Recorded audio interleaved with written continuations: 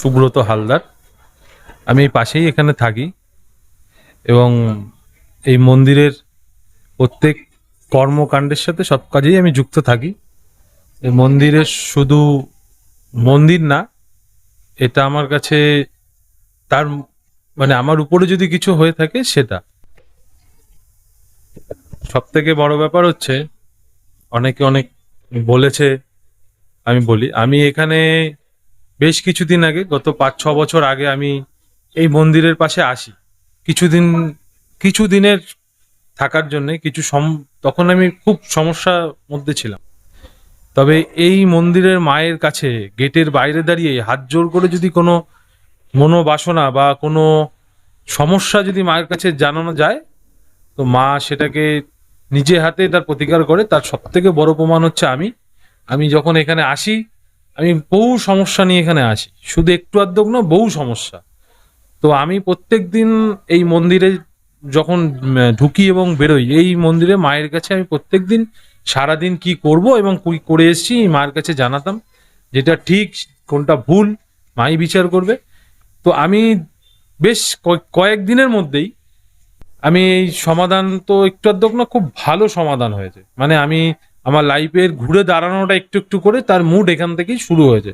এবং তারপর থেকে আমি আর এই মন্দির ছেড়ে, এই মন্দিরের সংলগ্ন ছেড়ে আর যেতে পারে না। প্রচুর মানুষ, শুধু আমি না, প্রত্যেকেই সে তার নিজের মন থেকে দাঁড়িয়ে থেকে যদি এখানে এসে বলে, সে প্রচুর মানুষ উপকৃত হয়েছে। এখান থেকে শূন্য হতে কেউ যায় না এবং উপকৃত হতেই হবে। তার এই মায়ের একটা কিচ্ছু লাগে না এখানে, শুধু আপনি এসে মায়ের ভক্তি শ্রদ্ধা করেই মাকে ডাকলে হবে। সে খালি হাতে ফিরবে না। আমি প্রচুর মানুষকে দেখেছি। কিছুদিন আগে আমাদের এইখানে একটি ছোট বাচ্চা মেয়ে এই মন্দিরে এসেছিলেন। তার চোখের খুব মারাত্মক প্রবলেম, যা ডাক্তারবাবু ঘুরিয়ে দেন। তো এই মায়ের ঘটের জল এবং এখানে সেজমা বলে একজন থাকেন, ঝর্ণাদি বলে একজন থাকেন, এদের সেবা, এবং আমার ওয়াইফও ছিলেন, এদের সেবায় এবং মায়ের আশীর্বাদে আজকে সেই মেয়েটি চোখটা ফিরে পেয়েছেন এবং সে খুব ভালোভাবে দেখতে পায়। এবং ডাক্তার এই কথা বলেছেন, এটা মিরাক্কেল, এই ঘটনা কি করে ঘটলো। তো শুধু তাই নয়, প্রচুর মানুষের চাকরি বলুন, বিবাহ বলুন, প্রত্যেকটা জিনিস এই মন্দিরে আসার পরে প্রত্যেকেই উপকৃত হয়েছে। শুধু এই মন্দিরের এই না যে টিভিতে দেখায় না বা ইয়েতে আসে না বলে তাই না, এখানে দেখানোর মনে হয় না প্রয়োজন হবে। আমি এটাও মনে করি যে আজকের পরে আপনার চ্যানেলও আগামী দিন আরো গ্রোথ হবে এই মায়ের ইয়ে করার পরে। এটা আমার প্রতি বিশ্বাস। এটা তো এরকম প্রচুর মানুষ উপকৃত হয়েছে। ঠাকুমা জীবন প্রবাদে যার জন্য এটা বানানো হয়েছে মন্দিরটা, তার আমি নাতি, মানে আমি এই বাড়ির ছোট ছেলের ছেলে। আমার নাম হচ্ছে দেবজয় দে। যারা এখানে আসে তারা সবাই মানে খেয়ে দিয়ে তারপরেই যায় এখানটায়, মানে খাবার দাবার সব ব্যবস্থা করা, ঠাকুরের ভোগ টোগ। আমার নাম দুর্গাপ্রসাদ চক্রবর্তী। আমি প্রায় 30 বছরের মতন এখানে পুজো করছি। হ্যাঁ, এর আগে আর একজন করতেন, কিন্তু আমি আমার মতন করে এখানে যেভাবে প্রয়োজন সেইভাবেই আমি পুজো করে আসছি। আমি বিশ্বনাথ চক্রবর্তী। আমি ঠাকুরমশাইয়ের ছোট ছেলে হই। এখানে দীর্ঘদিন ধরে আমরা পুজো এখানে দেখছি এবং পুজো খুব ভালো হয়। দূর দূরান্তর থেকে সবাই আসে, এসে পুজো আচ্ছা দেয়, মনস্কামনা সবার পূর্ণ হয়। ওই জন্য সবাই এসে এখানে পুজো আচ্ছা দেয়। সবাই ভালোবাসে এই মন্দিরটা, পাড়ার সবাই এখানে, সবাই এই মন্দিরটাকে সব লাইক করে এবং খুব ভালোবাসে এবং পুজো দিয়ে সবাই উপকৃত হয়েছে আজ পর্যন্ত, কারোর কোনো ক্ষতি হয়নি। ওর জন্য এখানে সবাই মিলে একত্রিত হয়ে পাড়ার সবাই মিলে পুজো আচ্ছা দিতে আসে এখানে। 5 বছর অন্তর অন্তর ওনার মূর্তি চেঞ্জ হবে, মা মনসার মূর্তি চেঞ্জ হবে, মানে নবকলেবর হবে। সেইভাবে 5 বছর অন্তর অন্তর নবকলেবর হয়। এই বছর 5 বছর নতুন মূর্তি এসছে। আর সেই দিনকার ঘট প্রতিষ্ঠিত হয়, নতুন করে ঘর চেঞ্জ হয়। প্রত্যেক বছরই ঘর চেঞ্জ হয়। প্রত্যেক বছর যখন আসে শুক্ল পঞ্চমীর দিন, অঘ্রাণ মাসে শুক্ল পঞ্চমীর দিন ঘর প্রতিষ্ঠিত হয়। আর সেই অনুযায়ী তিথি অনুযায়ী পঞ্জিকা থেকে অঘ্রাণ মাসে শুক্ল পঞ্চমীর দিন ঘট প্রতিষ্ঠিত হয় এবং সেটাকে আমরা বলি হচ্ছে অধিবাস বলি। তারপর থেকে 2 দিন 3 দিন ধরে পুজো হয়। আর নিত্য পুজো হয়। নিত্য পুজো ব্রাহ্মণ আছেন, উনি নিত্য পুজো করেন এবং উনি উৎসবের সময় উনি পুজো করেন। উনি এখন যিনি আছেন ইনি 30 বছর ধরে পুজো করছেন। তার আগে অন্য ব্রাহ্মণরা ছিলেন, তারা মারা গেছে। যে প্রতিষ্ঠা করেছিলেন এই মন্দির এবং ঘট, তিনিও মারা গেছেন। হ্যাঁ, উনি এখন ইনি 30 বছর ধরে ইনি পুজো করে যাচ্ছেন। জয় দে, আমি এই বাড়ির ছোট ছেলে। হ্যাঁ, এইখানটায় যে পুজো হয় প্রত্যেকবারই ভোগ দেওয়া হয় এবং যত লোক আসে তাদের সবাইকেই প্রসাদ দেওয়া হয় এবং এটা চলে আজকে সারাদিন চলবে, সকাল থেকে একদম রাত পর্যন্ত।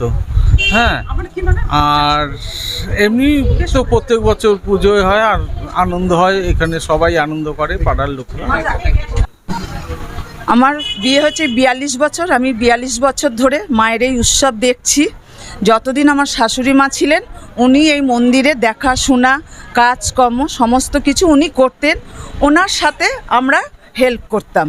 উনি গত হওয়ার পরে আমার বড় যা এই মন্দিরে দেখাশোনা করতেন।